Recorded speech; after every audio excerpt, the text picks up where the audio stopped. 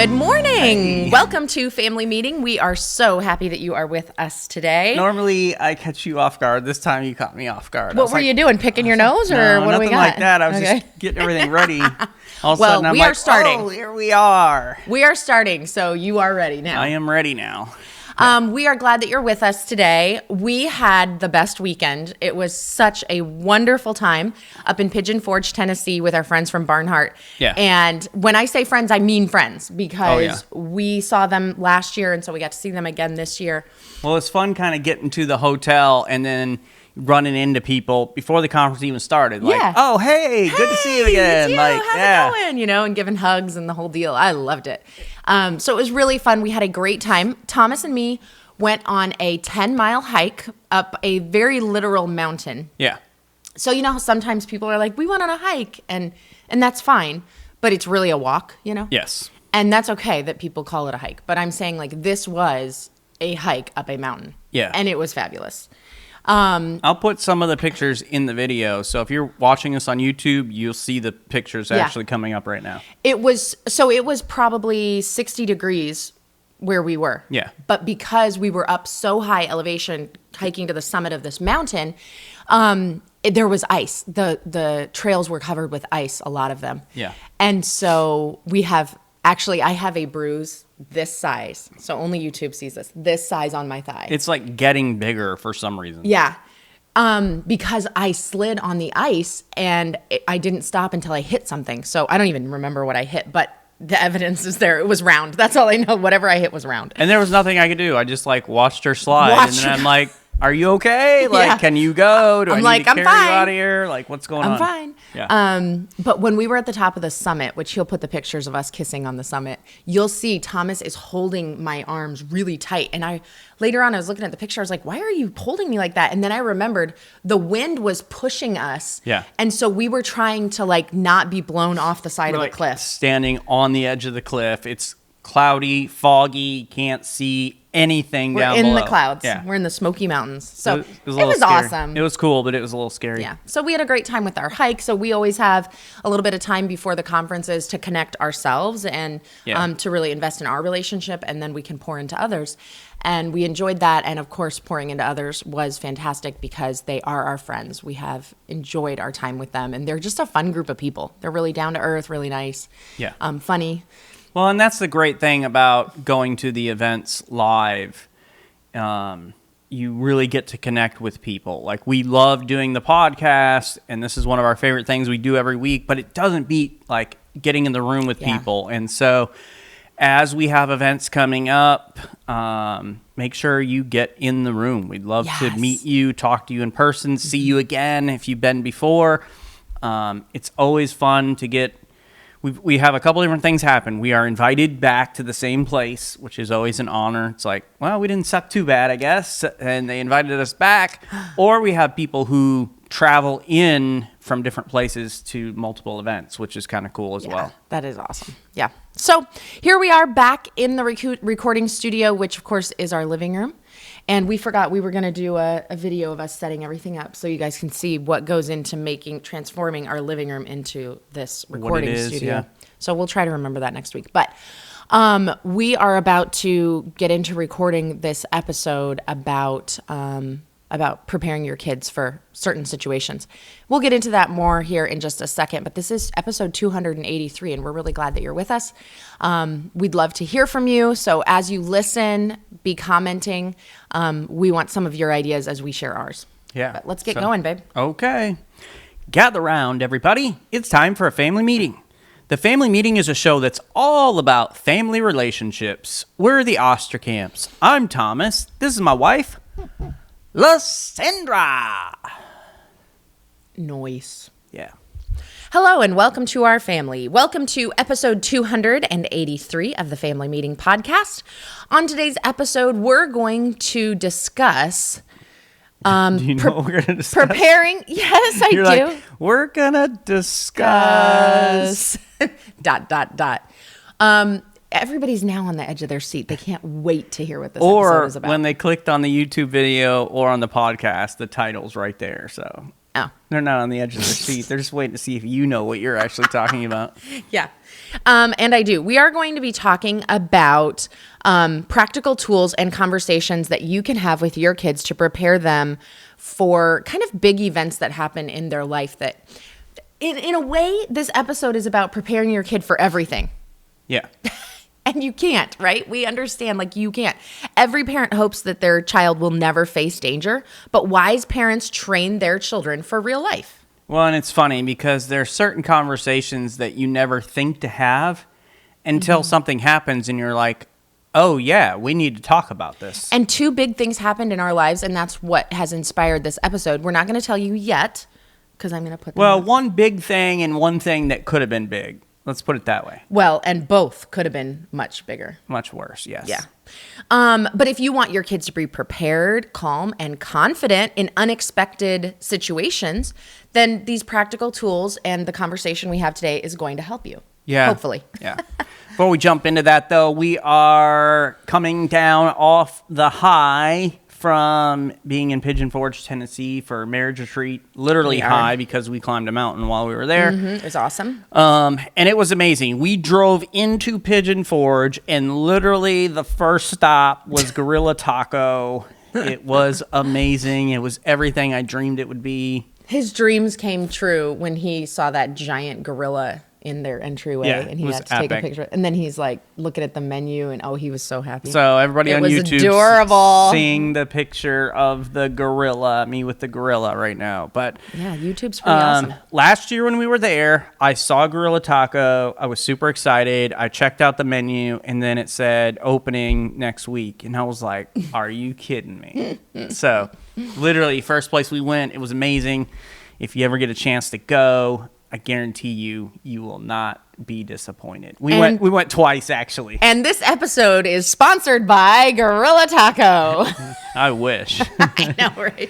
But I'd promote it for free, but if they wanted to pay me, I would allow that also. Yeah. And we just had a great time talking about marriage under pressure, and we're getting ready to kick off a 30-day marriage under pressure kind of challenge. Yeah. So that it's like taking what we talked about at the retreat and kind of putting it into practice over a month instead of just having 1 or 2 days where we hit it and we try to focus on some things. This will help you to kind of carry it along. Mm-hmm. And you say, how did we get in on that? Because even if you didn't go to the marriage event, we're going to open it up. It's going to be starting tomorrow. So you still have a chance to get in today. Just shoot me an email, info@familymeeting.org, and put 30-day marriage under pressure challenge or something like that. I forget exactly what it was, what we called it. Yeah, I don't have it pulled up right now. I don't have it pulled up. Do you want me to search it? No, it's fine. Okay.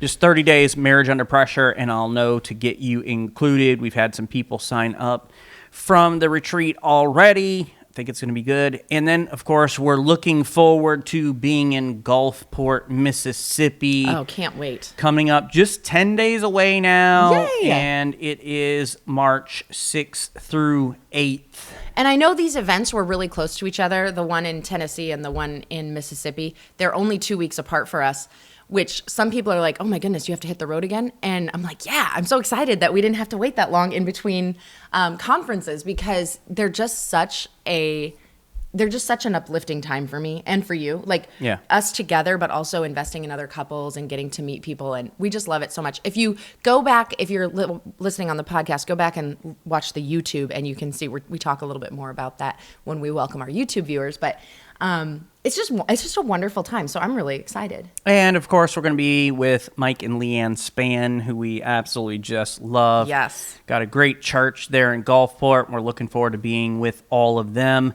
That's March 6th through 8th. And we've posted about it on social media already, but we'll keep sharing that so that you can have all that information. If you are in the Southeast, we'd love for you to be able to join us. Be an easy trip from the Florida Panhandle, Alabama, Mississippi, all of that. Mm-hmm. And it'll be well worth your time.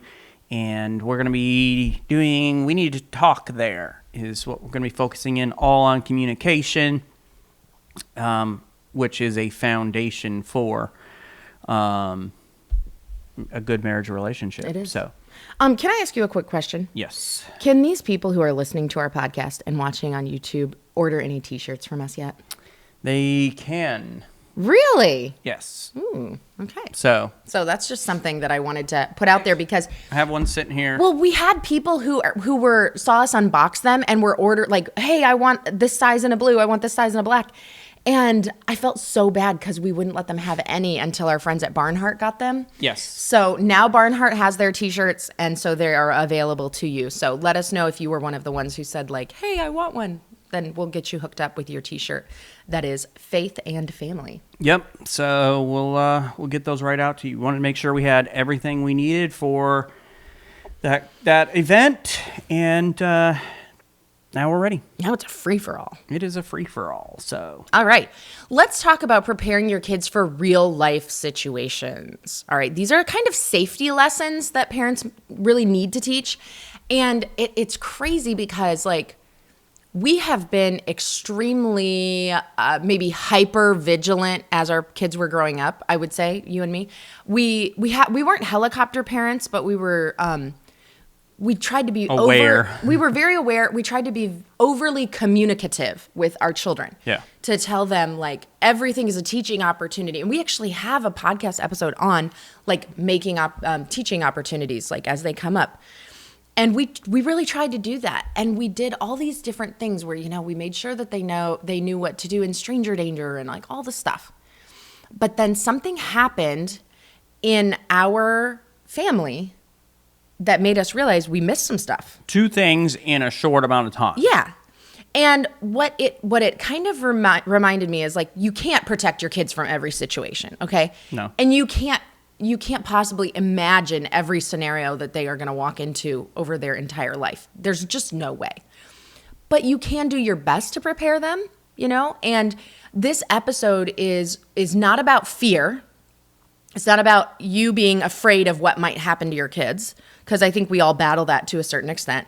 But it's really about preparation. Like, how can we do our best to prepare? And so the 2 scenarios that we're going to share with you in just a minute here are things that maybe this is going to make you go like, oh, I never thought about talking to my kids about that, because we didn't do a great job of talking to our kids about these things. And then we were in the middle of situations. So it's not about fear. It's about preparation and kind of inspiring you of what have we missed? What have we not talked about?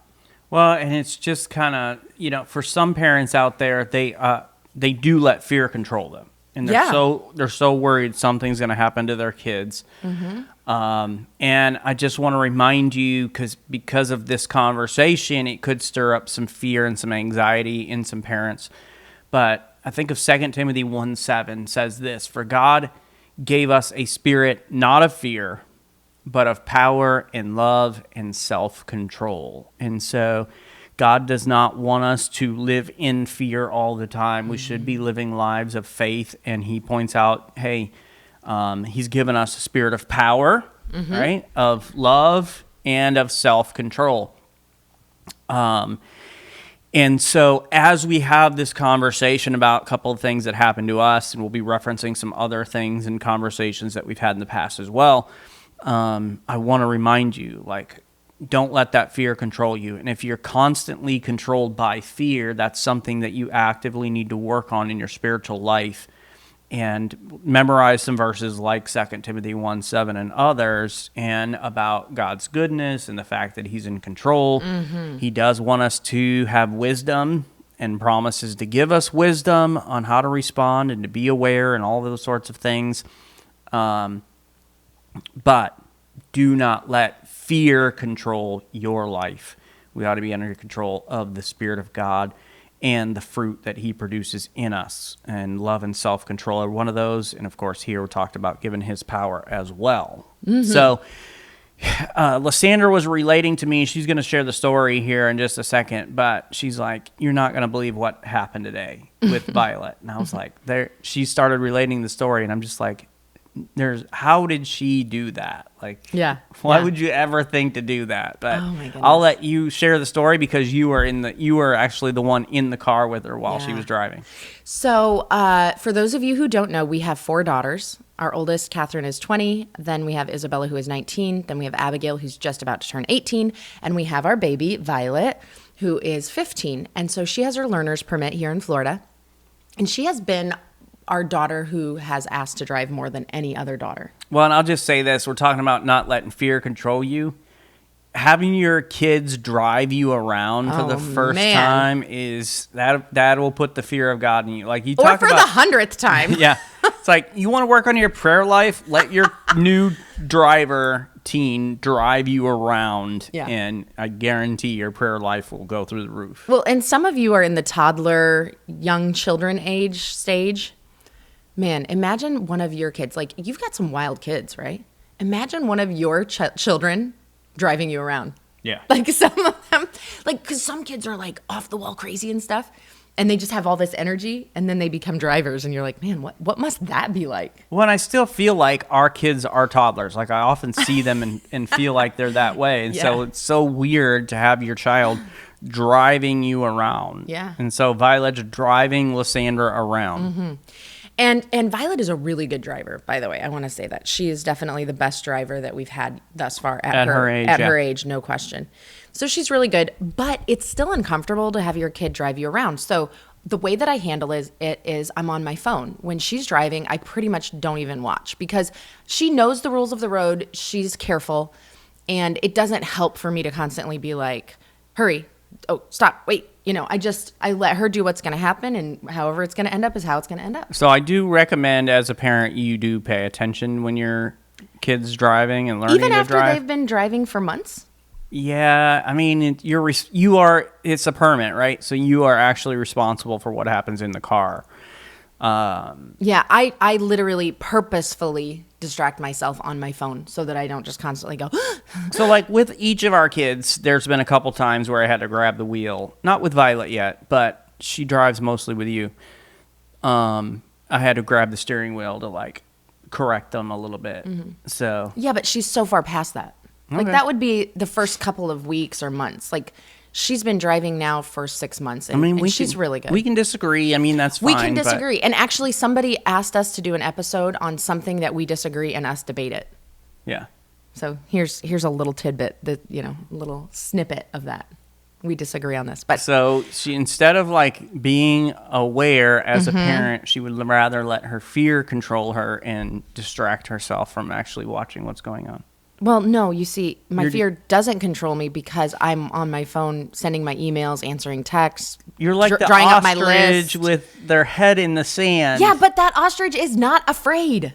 Yes, it is. That's why its head's in the sand. It doesn't want to see what's going on. Thinks it's hiding. No, it's happy in the sand. No, it isn't. It is living its best life. Get out of here. Anyway, so I'm working on my phone while Violet is driving. And we're just in our neighborhood. We're driving out of our neighborhood, and we're at the stop sign where we enter the main road out of our neighborhood.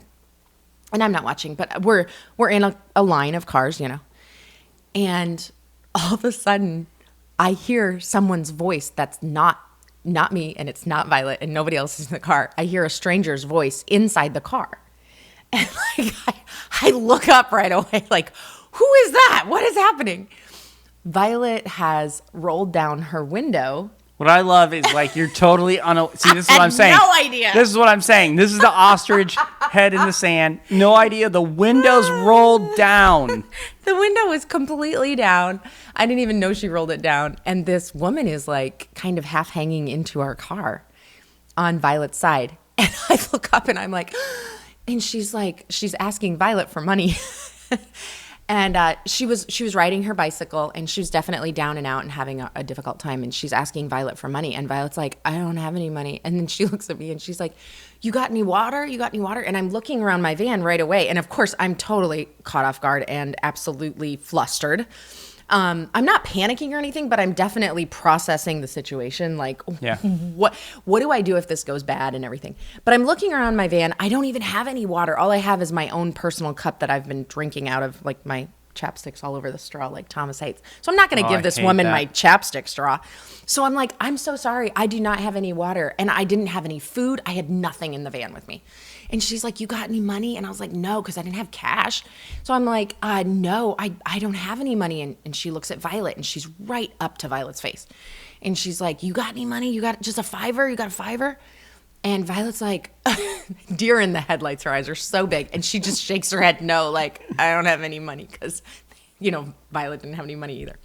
So the woman then at that point goes, okay, all right, well, you have a nice day. We're like, you have a nice day too. She rolls up the window and starts going forward. And I was like, oh my gosh, why would you roll down the window? Why did you do that? Like random stranger just letting them into the car. Which, of course, those of us who are adults understand, like, bad things can happen. Not everybody has good intentions.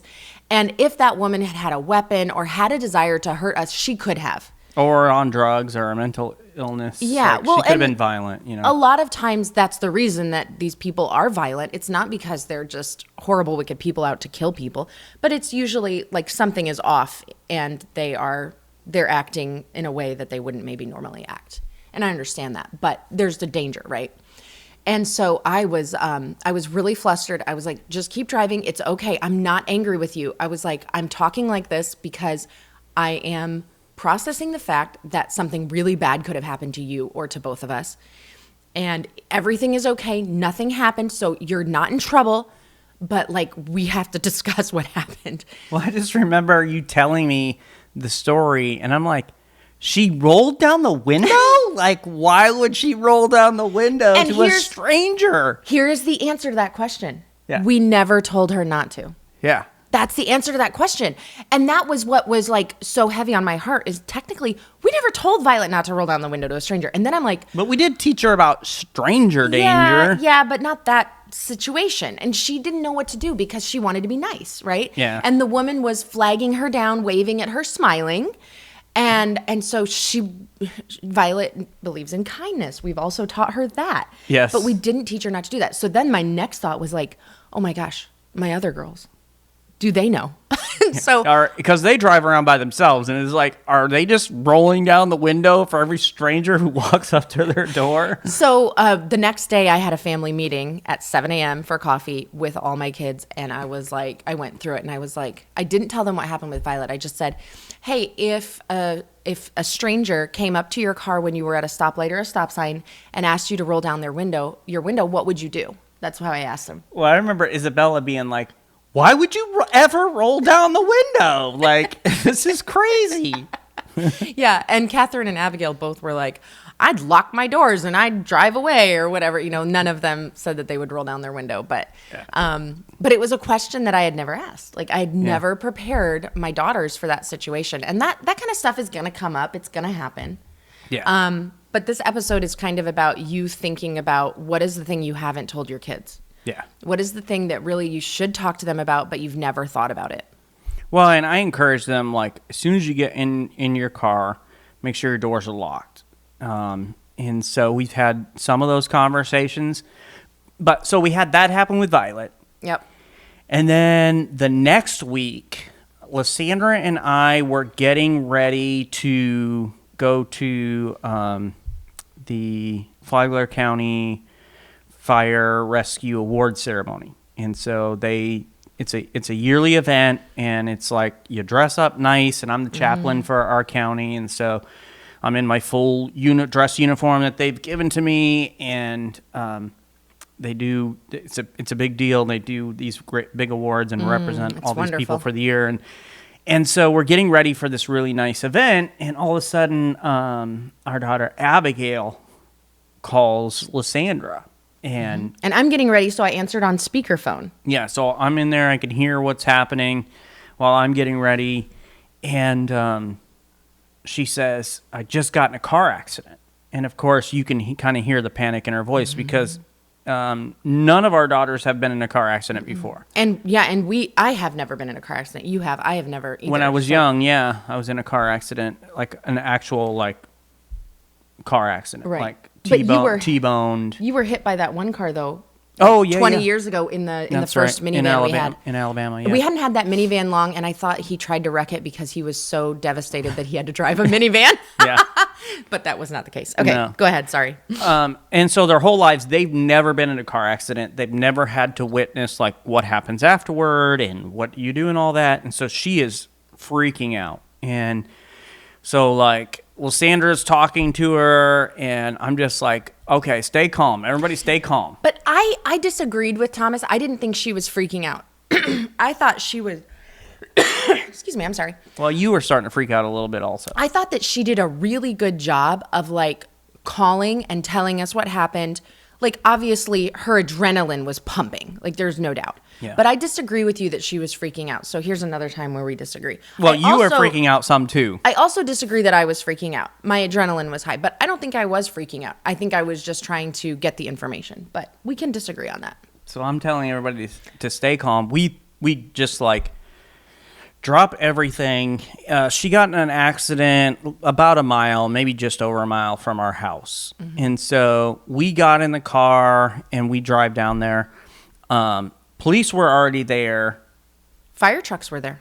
The fire truck was there. The ambulance was not there yet. Mm-hmm. And so we rush over to see her. She's like, she stayed in the car and she had the phone on a speaker the whole time. And I said, don't hang up, just leave it on speaker, because I could hear that there were people around her.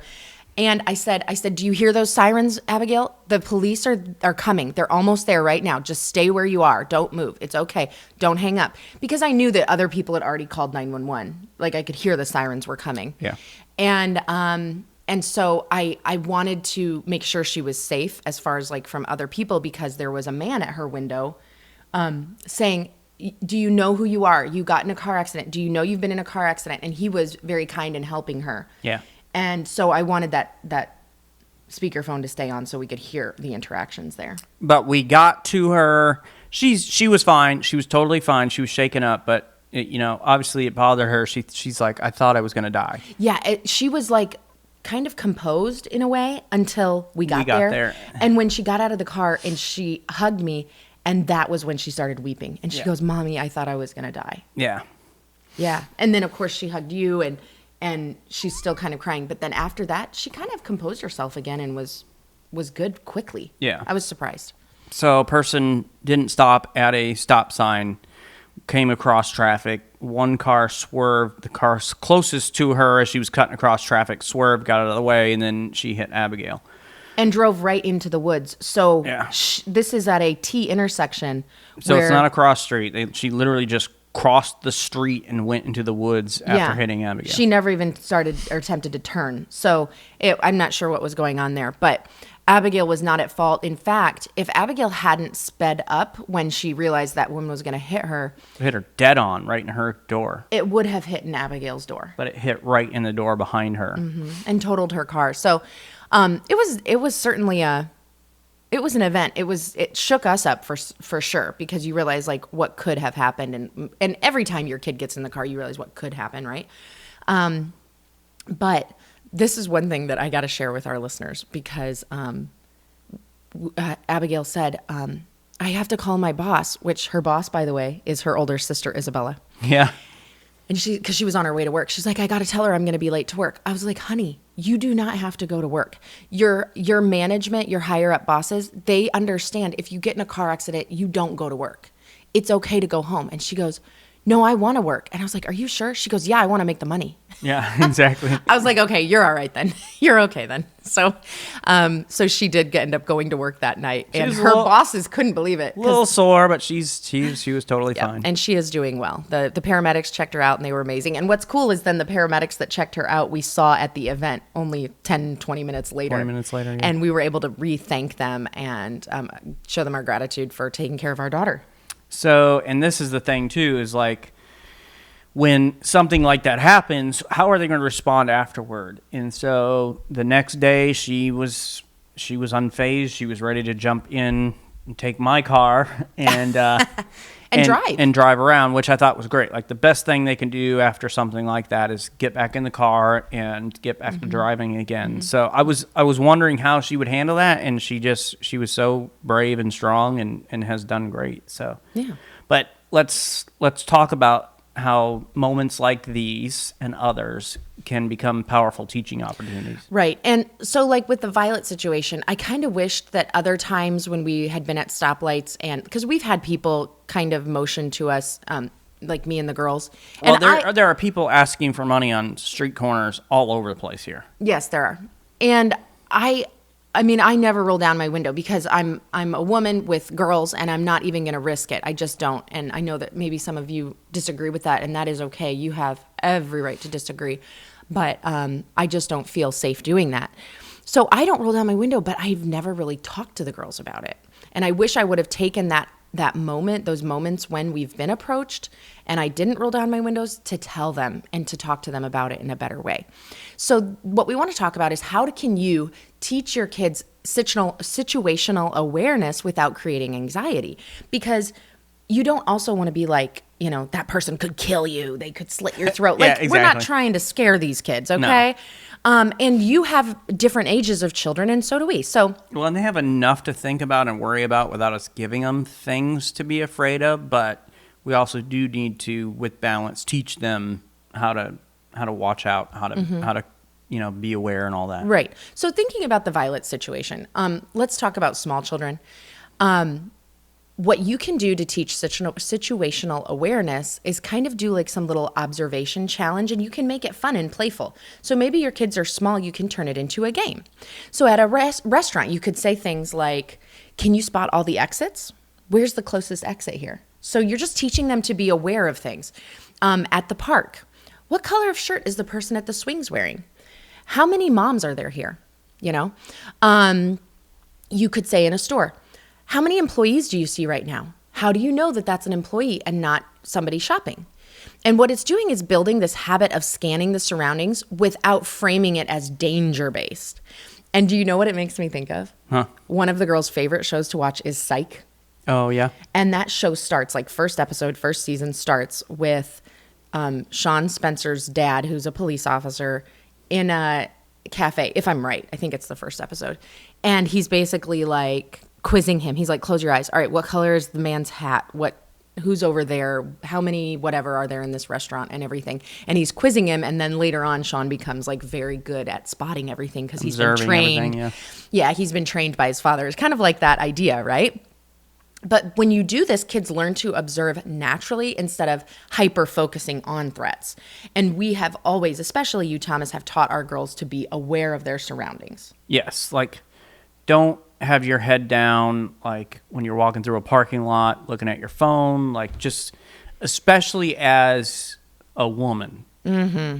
Like you need to constantly know who is around you. Mm-hmm. And so if there are people around you at a you know, you're in the parking lot or whatever else getting ready to go in the store, like, and you don't feel safe, don't get out of your car, make sure your door's locked. Like, so we have had those kind of conversations with the girls as they got older. Now, as little kids, we never did, but we did have other stranger danger type yes. conversations. Mm-hmm. Yep. And so that's part of the conversation is that's what to do when they're little and you have age appropriate stuff. I think another great thing that you can do is teach the what if game. And you're going to do this calmly. So instead of scary scenarios, right? Because we're not trying to scare them, but use neutral ones. And so like, what if we get separated here? Like, where would we meet? Have you had those kind of conversations with your kids? If you couldn't find me, who could you ask for help? And so Lysander talked about, you know, paying attention and like, hey, you go to this store, how many employees do you see? And so it's like knowing who you can talk to, who you can go to if you need some help. And you want to keep your tone relaxed and solution focused. We're not talking about like graphic or extreme scenarios. Just focus on simple plans and empowerment, encouraging them and generating this like, I'm paying attention. I know my surroundings. I know who's around me. I know what to do if we get separated, if certain things happen, who can I go to get for help and all that. So. Yeah. And those are really good. And then the other thing too is, like I remember when our kids were little, there were more than one time when I couldn't find them in a store. It was never very long, but I always used those opportunities to say, like, if you couldn't find me, I want you to go up to the cash register and tell the woman at the cash register, and Or the man, but yeah. Yeah. In that case, though, like where we were, it was a woman, so I was telling her. And so I would tell them to go to the cash register and talk to them. So just having those conversations, I think, can be really good. Another thing we talk about is working to strengthen their intuition without over dramatizing it. And so we have encouraged them with this simple rule. If something feels wrong, you're allowed to leave and tell me. Yes. And we always encourage them to listen to that voice inside of you. Like, never go against that voice. If something feels wrong, if you don't feel safe, if somebody makes you feel uncomfortable, always lean into that and pay attention to it. And we just kind of encourage them, like, that uh-oh feeling is their brain trying to protect them. Right. And it's kind of neat because we have talked to them about that ever since day one. And there was a situation last year where our younger girls felt uncomfortable around a man. And they had come and talked to me about it. So I was aware of it. I knew for positive sure that they were never going to be alone with this man. I made sure that we talked about it. And like, if you ever have an opportunity to be alone with him, you do not do it, even if you get in trouble. Like, we went through all these different things. And then it was like one day later, and our oldest came to me and said, "Hey, I want you to know about this guy. He's giving me creepy He vibes." gave me a creepy vibe, and the younger girls are around him. And I want you to know." So I was so proud of all of those girls for like paying attention to that intuition they had, and then doing what they knew to do. Come to us and tell us about it. So after our younger two felt that way, and then our older ones' protection instinct kicked in, it was like, this is real. Like, there's a reason that my girls are feeling this way. Yeah. And I kind of felt that way as well. I didn't meet him until later. They had met him before me. So when I met him, I was like, yeah, you're all right. I was like, you're all right. Something's off. Something's weird.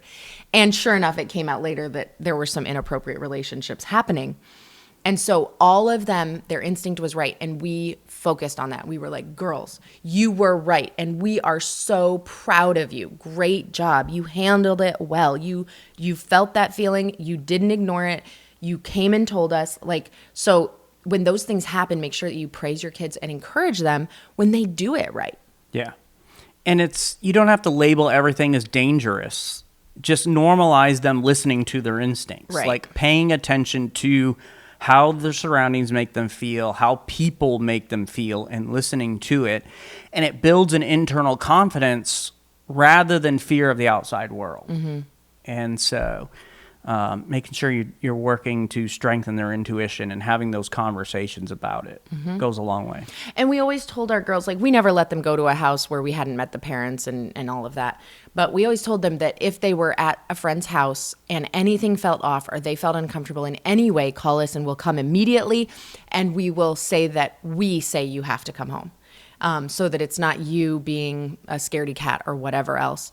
And there were more than one situation over 4 daughters, in a lot of time, like a lot of years. But there was more than one situation where, later after dropping them off, we came back and picked them up and said, yeah, we needed them to come home. Yep. That's all you have to say. We need them. They reached out and were like, hey, can you come pick us up? And we're like, be right there. Yep. And we took the hit and said it, like, we want them home. And we did. But it was because they called us. We just didn't share that part with them, right?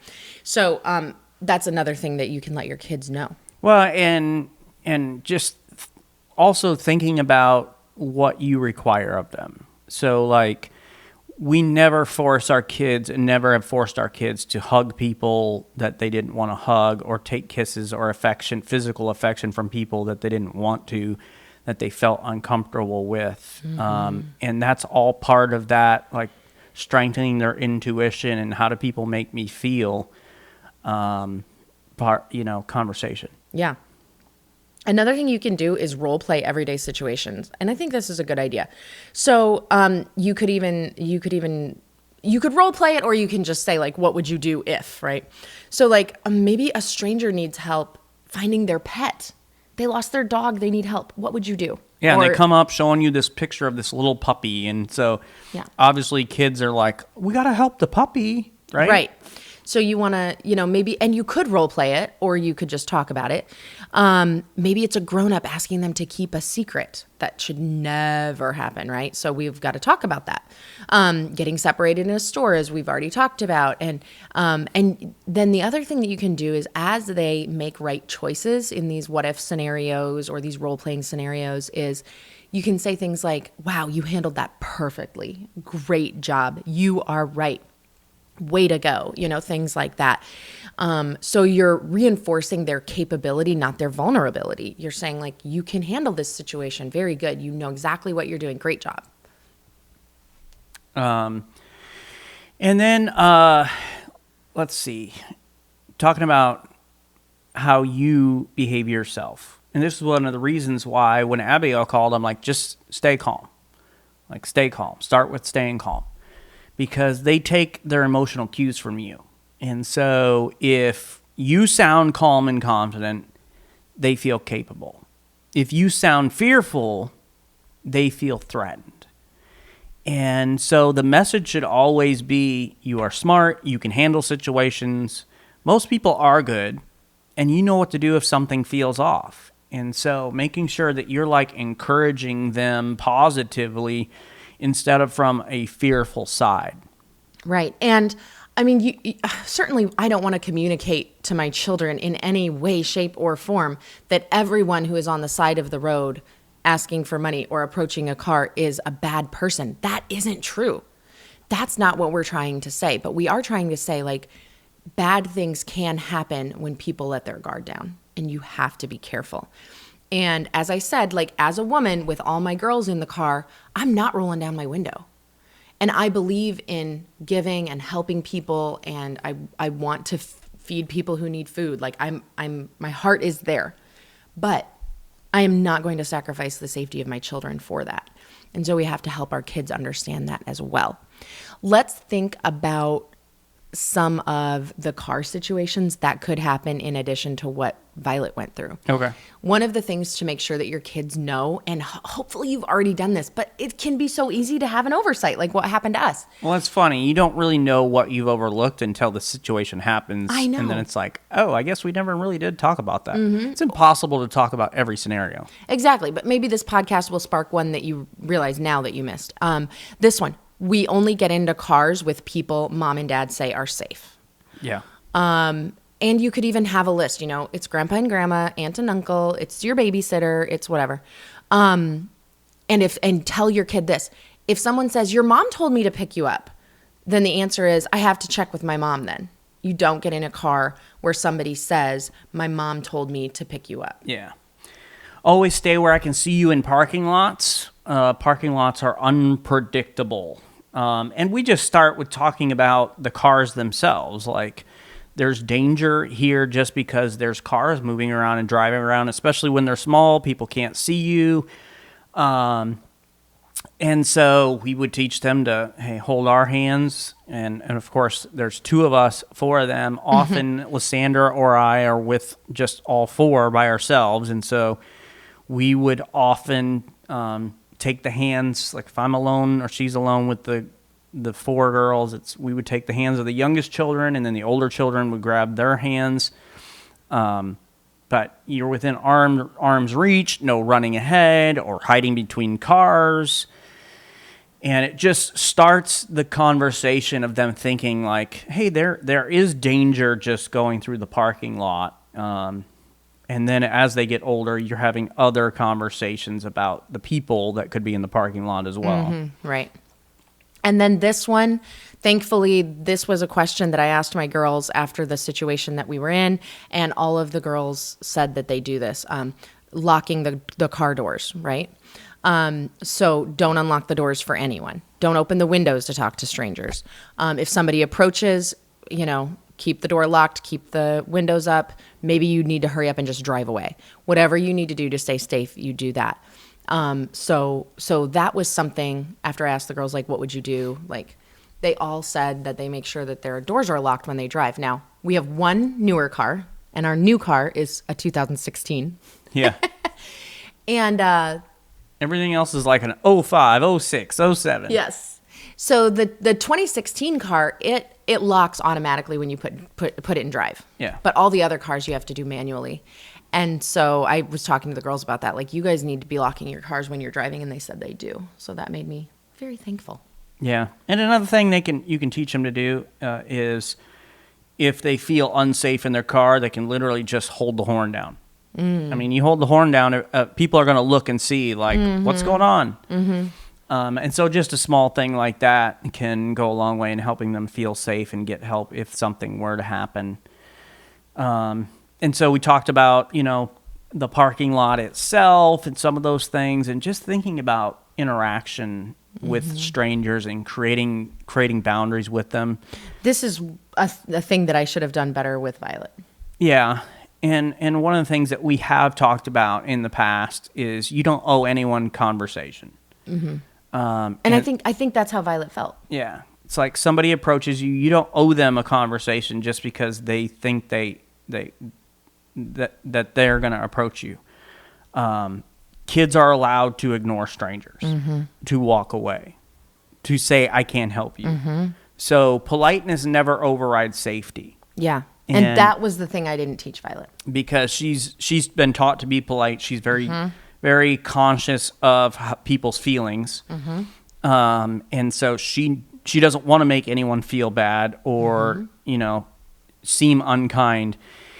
And so that was what got her in that situation. But people don't get to dictate, strangers don't get to dictate having a conversation with you and what the situation is going to be. You have the freedom to choose to be in a situation that makes you comfortable.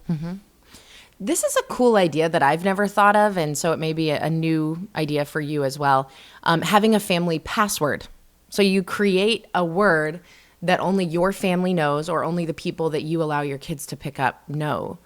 So, maybe somebody says, like, your mom sent me, which really the ideal thing would be for you to, like, I will never have my kids be picked up by somebody that you don't tell your kid. Like, they're going to tell, pick you up. I'm going to tell them ahead of time. And this age of technology, everybody can text their kids pretty much.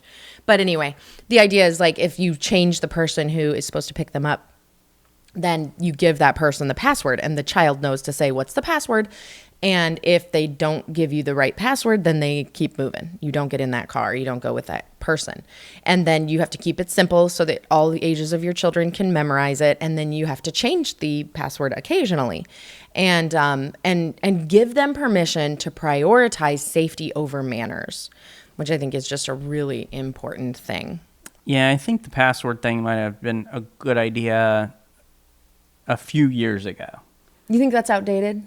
Probably in this age of technology. Do you think it's because parents can just text and be like, hey, Auntie so-and-so is picking you up instead of Grandpa? Yeah.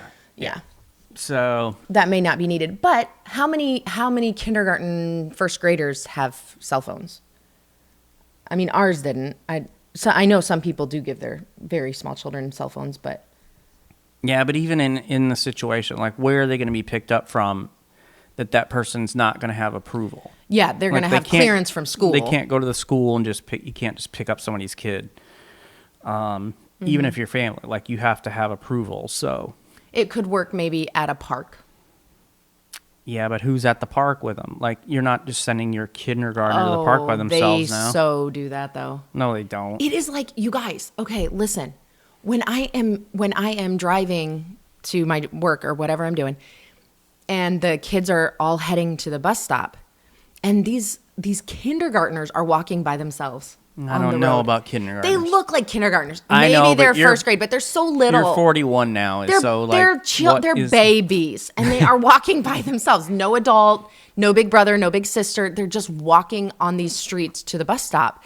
And I'm like so worried about them. Like, they're going to get hit or get stolen. Like, yeah, very few parents nowadays are letting their kindergartner go anywhere without them. So, I just think, and if they're a parent who does that, they probably have a phone with their kid. So, that could be. I think it's a little outdated. It's not a bad idea, but I just don't think that that's necessarily an issue anymore. Okay, let's shift gears. Okay. And talk about cars. Yeah, let's talk about Did you car see what I did accident. there? Yeah. Shift Yeah. You're gears. not a dad, so just relax. Talking about cars. There's no such thing as a mom joke, so just leave it to the experts. We're going to good. shift gears and talk about cars. That was funny. Yeah.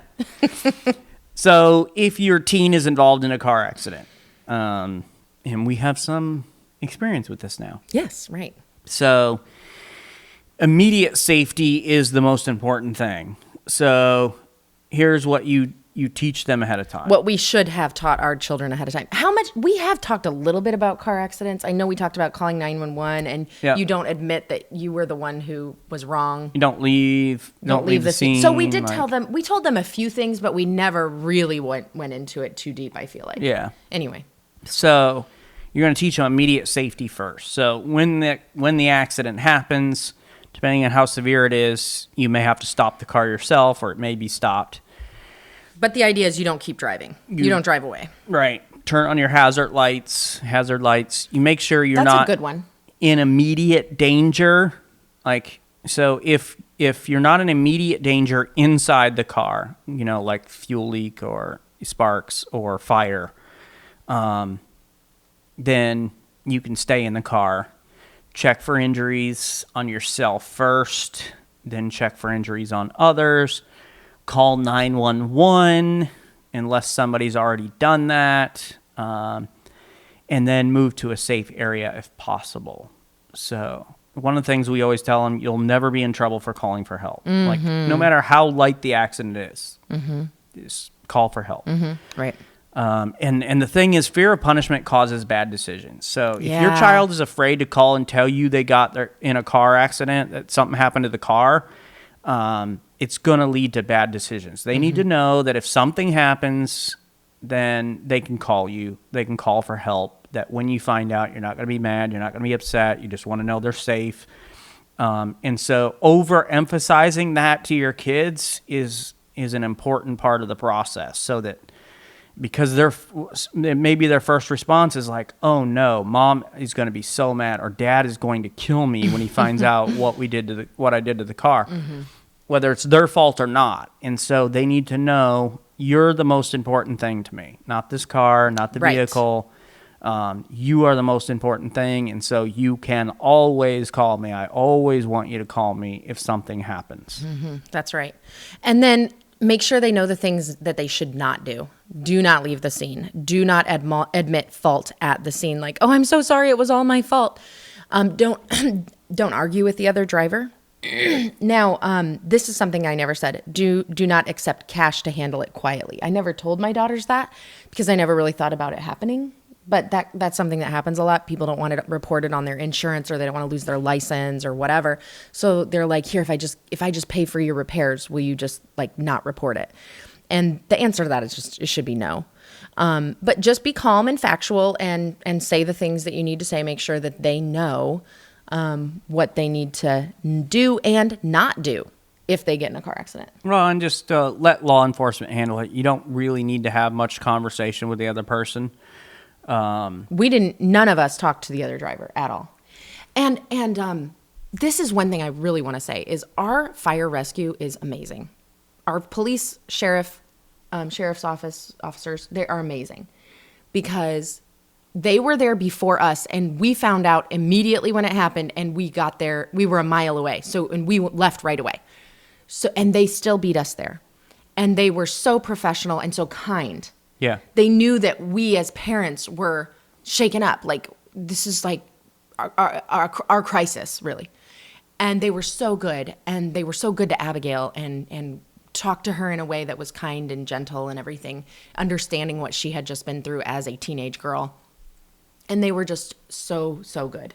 And even the sheriff deputy who emailed me a copy of the police report, at the end of his email, he said something like, I'm so glad that your daughter was okay. I know it could have been a lot worse, but she was great, and all that, like, very kind and personal. And so I just want to say, like, they are amazing, and we should all be so thankful for them. And even on the scene, he was like, listen, I know you may be upset because your car is damaged, but you're safe. Like, your life is the most important thing. So, like, even in that moment, reminding our 17-year-old daughter, like, yeah, I know you like your car and it's upsetting, but your life, you're going home to your family. So And I feel thought like that was great. that's above and beyond the call of duty. Yeah. Like they don't have to do that.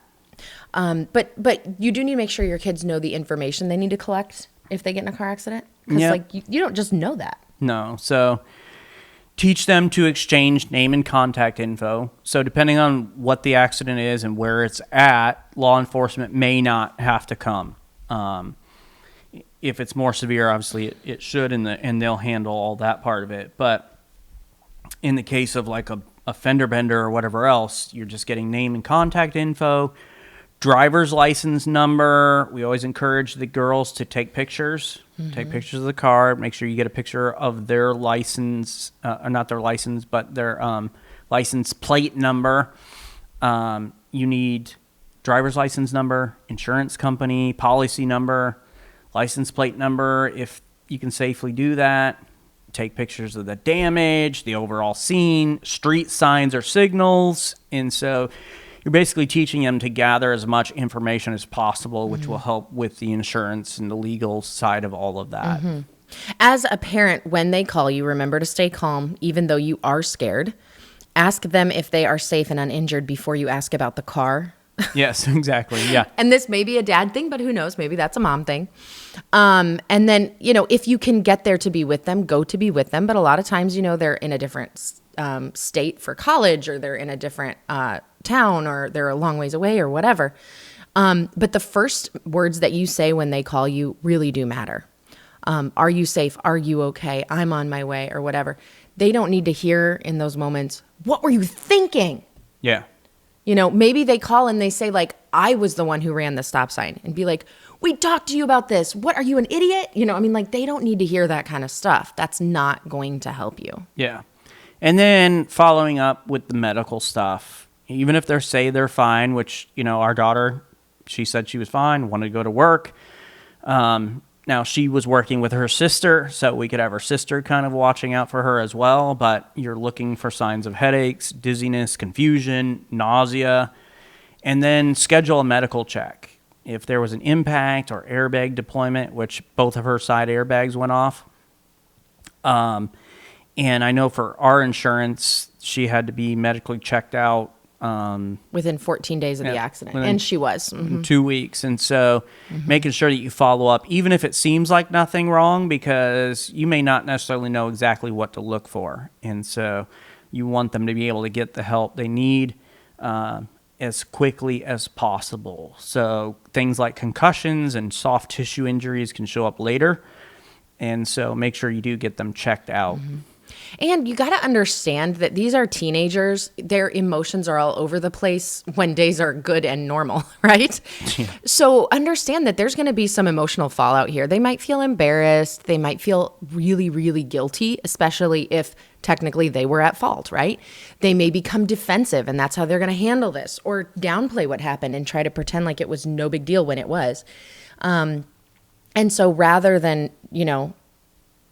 trying to convince them how wrong they are, just let them process their emotions. And when they are more calm later on, you can have a discussion about it and be like, listen, you made a mistake. It's okay to make mistakes, but you have to acknowledge that you made the mistake in this, or whatever.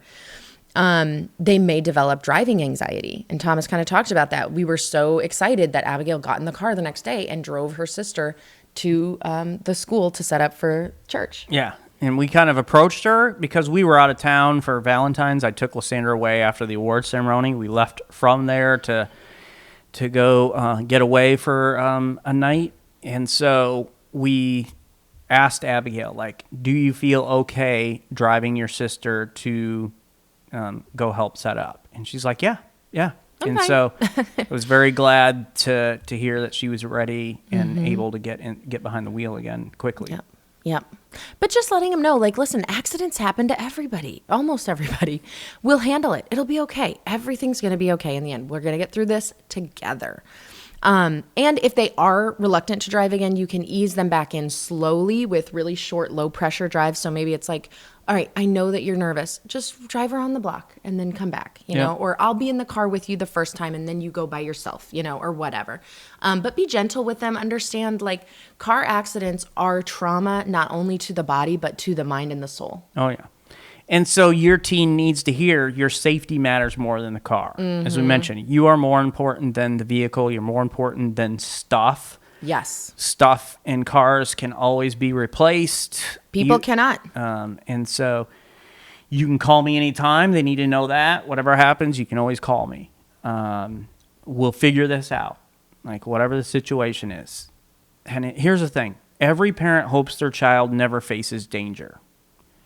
But wise parents train their children for real life. I mean, statistically, something's going to happen. And you want to do your best to equip them to be able to handle it as well as possible. We can't train for every single scenario, but we can equip them with tools to help them think through what they need to do when those moments come. That's right. And if this is something that you feel like, man, I really haven't done a great job yet of talking to my kids about a lot of different things, maybe you want a little bit of a help. And for that, we have a bonus resource for you called Family Safety Conversation Guide. And we want to send that to you. Just email us at info@familymeeting.org and we will send that over to you. And that can maybe help you start the conversation and help you to know kind of, all right, what have we talked about, what we haven't talked about, and get you going down the right path. So family meeting idea, you already know what it's going to be. You're going to have the age-appropriate conversation that you need to have with your kid about safety and real life scenarios. As we mentioned, if they're small, you're playing little games with them about, hey, what do you see? What do you recognize? What do you do? As they get older, you're having kind of more direct conversations about things that can happen to them, paying attention in parking lots and all that kind of thing that they need to have. So those are the conversations tonight. Not necessarily fun ones, but really important ones. That's right. Thanks for joining us today. Please go and subscribe to the Family Meeting Podcast from your favorite podcast provider. And if you found this information helpful, please share this episode on social media and invite your friends and family to listen in with you. To find more content and information Lysandra and I provide, you can go to our website, familymeeting.org, or email us at info@familymeeting.org. If you'd like to shoot us a text or call us, you can send a voice message at 904-257-3062. And we want to invite you to join us for our next family meeting as we discuss self-awareness and your spouse. Okay. So we've been teaching our kids today about situational awareness, and now we're talking about self-awareness with your spouse. That's right. So how self-aware are you? How self-aware is your spouse? How can you help each other in this area? Thanks for joining us today for this family meeting. Have a great week, everybody. This meeting is adjourned. All right, so I know that you guys paid attention and you listened through all of this. Now, what I want to hear from you is what happened in your life, maybe. Maybe something came up for you when you were a teenager and you're like, my parents didn't tell me what to do in this situation. I had no idea what to do. Yeah. Maybe there's a situation that you realize you never shared with your kid and then they came to you and were like, this happened and you never told me what to do. Share with us those situations that we maybe didn't mention today because maybe in the future there'll be a podcast episode. We appreciate you watching. We appreciate you listening. We appreciate you interacting. And we are so glad you're with us. But we hope that you will have an amazing week and join us back next week. Bye-bye.